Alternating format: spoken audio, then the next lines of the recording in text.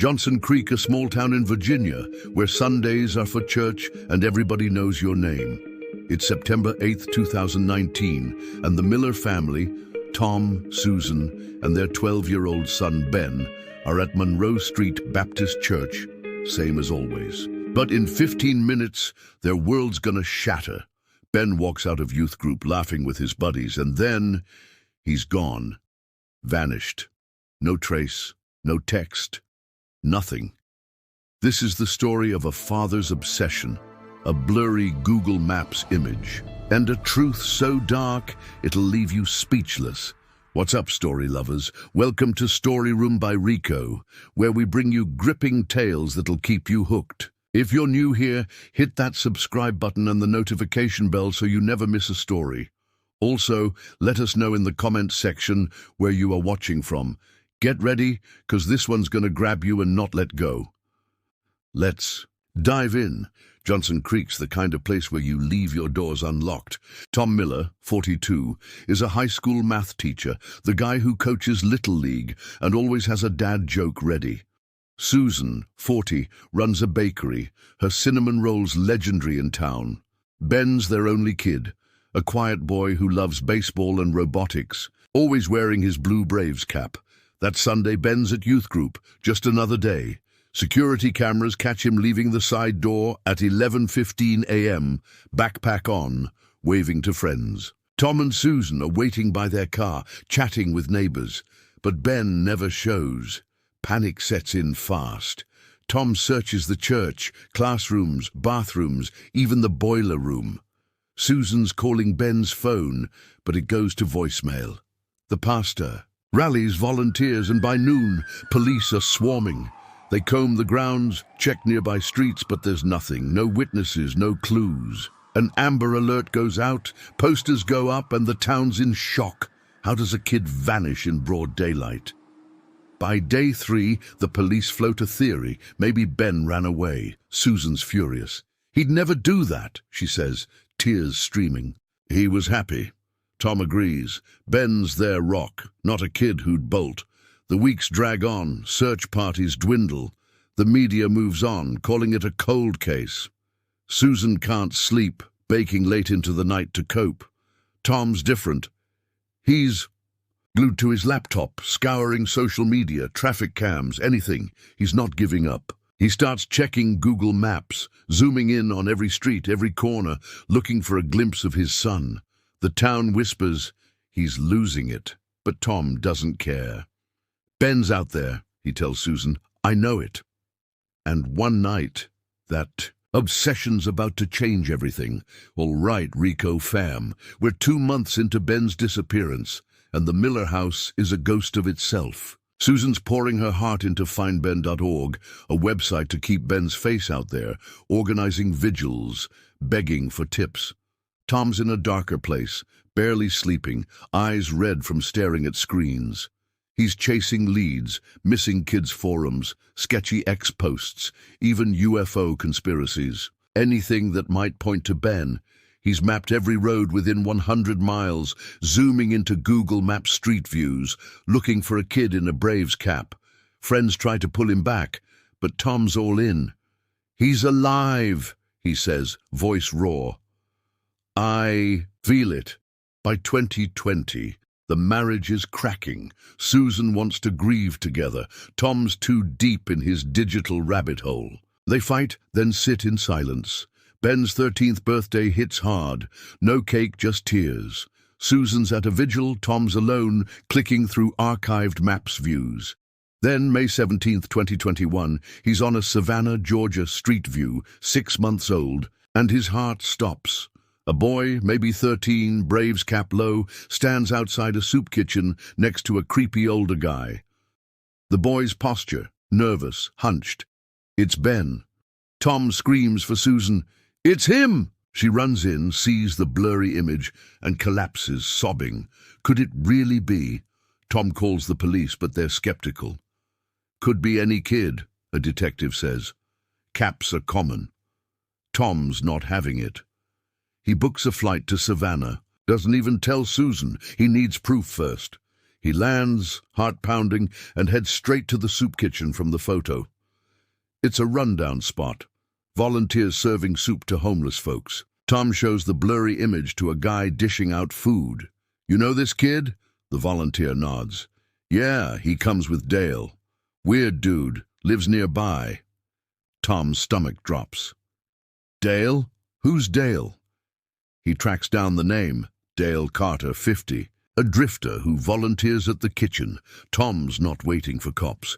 He finds Dale's duplex, a sagging dump in a rough part of town, and sees something that nearly breaks him, a Braves cap on the windowsill. He calls the Savannah PD, voice shaking, and gets Detective Valerie Knox, a no-nonsense cop who actually listens. She pulls the Google Maps image, sees the cap, and says, "We're checking this out." Tom's praying he's right, but terrified of what he might find. Rico fam, can you feel that? Tom's one click away from finding Ben. But what's waiting? In that duplex, this story's got us on edge. Smash that subscribe button, hit the bell, and join Storyroom by Rico. Drop a comment. Would you fly to Savannah like Tom? Let's keep this hunt alive. We're back, Rico fam, and Tom's in Savannah, standing outside Dale Carter's duplex, heart in his throat. Detective Valerie Knox is on the case, a 38-year-old pro who's seen too many missing kids cases go cold. She's got Tom's Google Maps printout, and that Braves cap in the windows got her attention. She pulls Dale's record. Petty theft, vagrancy, no red flags, but something's off. "Stay back," she tells Tom, organizing a warrant. By dawn, SWAT's rolling in, quiet but deadly, surrounding the duplex. Tom's behind the tape, barely breathing, watching the door. The breach is fast. SWAT kicks it in, shouts echo, radios. Crackle. They drag out Dale, skinny, grey eyes darting, already spinning excuses. Then a cop signals Knox. There's a kid inside. Tom pushes forward, ignoring orders, and sees him. A boy, thin, sitting on a bed in a cramped room. Braves cap low, eyes blank. Knox kneels, voice soft. "What's your name?" The boy hesitates, then whispers, "Ben Miller." Tom's knees buckle. It's him. After 2 years, Ben's alive, 4 hours from home. Paramedics rush Ben to a hospital, checking for injuries. He's malnourished, dehydrated, but physically okay. Tom's there, holding his hand, saying, "It's Dad, buddy." But Ben's distant, like he's not sure what's real. Knox questions Dale, who's smug, claiming he saved Ben from a bad home. It's nonsense, but it's a clue. Dale's been messing with Ben's head. Tom calls Susan, voice breaking. They found him. He's alive. Susan's on a plane in an hour, sobbing the whole way. At the hospital, Susan bursts in, sees Ben, and pulls him close. He's stiff at first, then melts, crying like a little kid. Tom wraps them both up, and for a moment it's like the last 2 years didn't happen. But Knox pulls Tom aside. "Ben's been through hell," she says. "Dale's been moving him around, lying to him, saying you gave him up." Tom's rage flares, but he's got to focus on Ben. The cops search Dale's place, finding journals, fake IDs, and photos of Ben. Proof this was no spur-of-the-moment grab. Dale's a predator, and Ben wasn't his first target. Rico fam, Ben's back, but it's not a happy ending yet. The hospital's a blur. Doctors, therapists, cops. Ben's 14 now, but he's not the kid who left. He flinches at loud noises, barely talks, and when he does, it's heartbreaking. "Why'd you leave me?" he asks Tom, voice small. Tom's gutted. "We never stopped looking," he says, "but Ben's been fed lies for 2 years. Dale told him his parents didn't want him, that the church kicked him out. It's textbook manipulation, and it's worked. Ben's mind is a maze of fear and doubt. Susan's trying to hold it together, baking Ben's favorite cookies, but he barely eats. She's researching trauma, talking to therapists, learning it's a long road.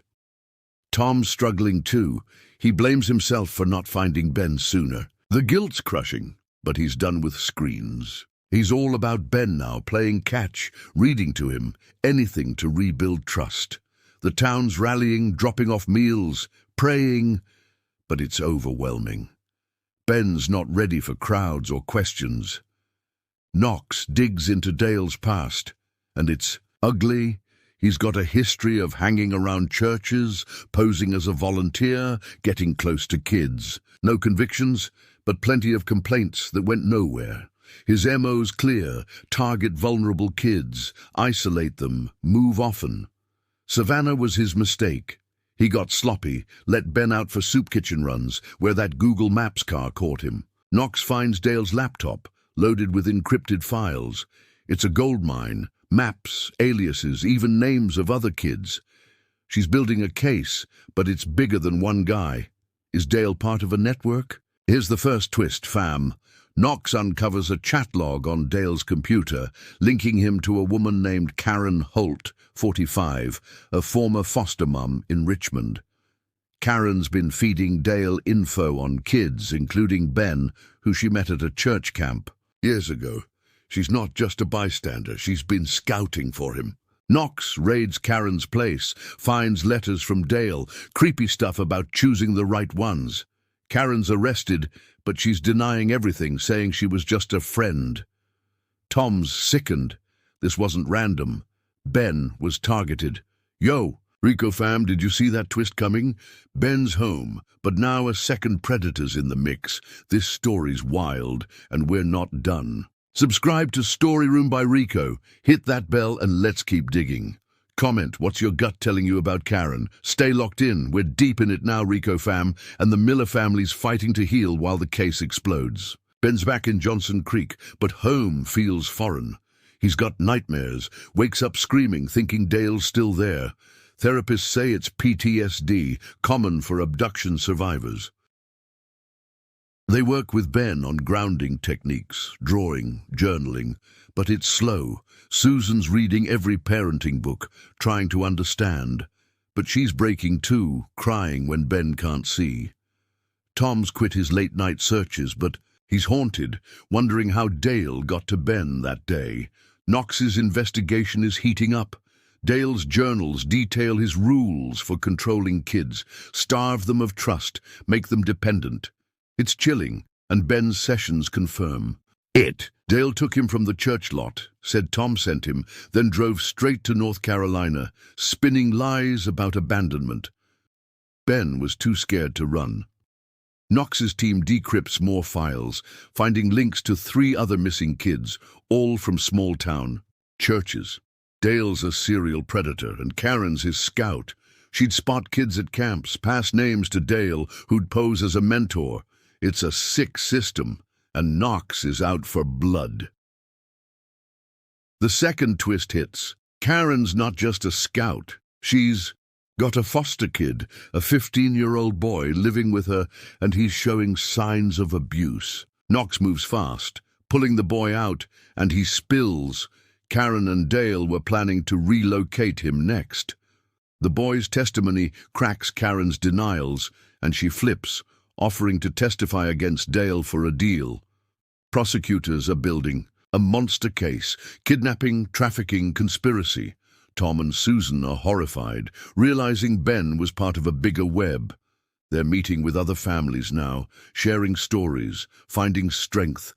Ben's starting to open up, drawing robots. Again, something he loved before. He's got a therapist he trusts, a woman who gets him to talk about the church, the car ride, the lies. It's painful, but it's progress.